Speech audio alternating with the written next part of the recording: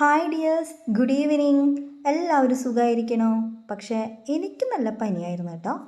4 ദിവസമായിട്ട് ഞാൻ റെസ്റ്റിലായിരുന്നു. പനി പിടിച്ചാൽ പിന്നെ ടേസ്റ്റി ആയിട്ട് ഒന്നും നമുക്ക് കഴിക്കാൻ പറ്റില്ല. അങ്ങനെ ചക്കുപ്പേരി കഴിക്കാനുള്ള എൻ്റെ കൊതി കാരണം എൻ്റെ അമ്മ പോയിട്ടൊരു ചക്ക ഇട്ടു കേട്ടോ. എൻ്റെ കഷ്ടകാലം കൊണ്ടാണെന്ന് അറിയില്ല, ചക്കകളൊന്നും മൂത്തിട്ടുണ്ടായിരുന്നില്ല കേട്ടോ.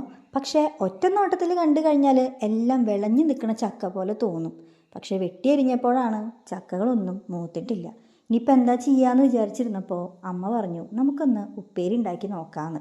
ചക്ക എന്ന് പറഞ്ഞാൽ ചാടി വീഴുന്ന 2 വ്യക്തികളെ എൻ്റെ കുടുംബത്തിൽ എനിക്കറിയുള്ളൂ. ഒന്ന് ഞാനും പിന്നെ ഒന്നെൻ്റെ ചേച്ചിയാണ് കേട്ടോ. ചക്ക ഉപ്പേരി വെച്ചിട്ട് ഒരു പങ്ക് എനിക്ക് എടുത്ത് വയ്ക്കാത്തതിൻ്റെ പേരിൽ ഞാൻ തെറ്റിപ്പോയ ചരിത്രം വരെ ഉണ്ടായിട്ടുണ്ട്. പണ്ട് കുട്ടിക്കാലത്ത് കഴിച്ചിരുന്ന ചക്കയുടെ ടേസ്റ്റൊന്നും ഇന്ന് കഴിക്കുന്ന ചക്കയ്ക്ക് ഇല്ല എന്നൊക്കെ എനിക്ക് പലപ്പോഴും തോന്നിയിട്ടുണ്ട്. എന്താ അപ്പം അത്ര വലിയ ടേസ്റ്റ് വ്യത്യാസം എന്നൊന്നും ചോദിച്ചാൽ എനിക്കറിയില്ല. പക്ഷെ ഞങ്ങൾ 90s കിഡ്സിന് ഇതൊക്കെ ഒരു വികാരം തന്നെയായിരുന്നു കേട്ടോ. 90s മാത്രമല്ല 80s ഇതൊരു വികാരം തന്നെയൊക്കെ ആയിരുന്നു. അങ്ങനെ മൂക്കാത്ത ചക്ക വെച്ച് അമ്മ ഒരു അടിപൊളി ഉപ്പേരി അങ്ങോട്ട് വെച്ചു കേട്ടോ. അമ്മയുടെ പരീക്ഷണം വിജയിച്ചു എന്ന് വേണം പറയാൻ. ഉപ്പേരി കിടിലനായിരുന്നു.